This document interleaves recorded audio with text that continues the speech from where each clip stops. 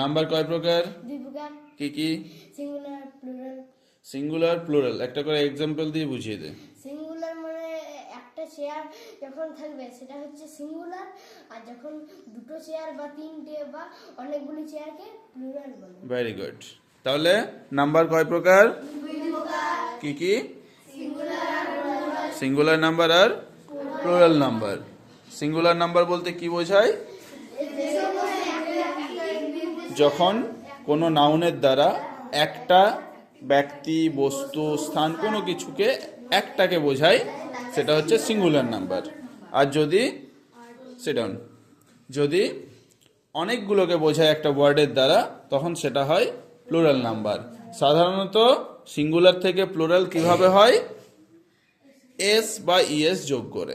এবার অনেকগুলো রুলস আছে যেগুলো একে একে করতে হবে, ঠিক আছে?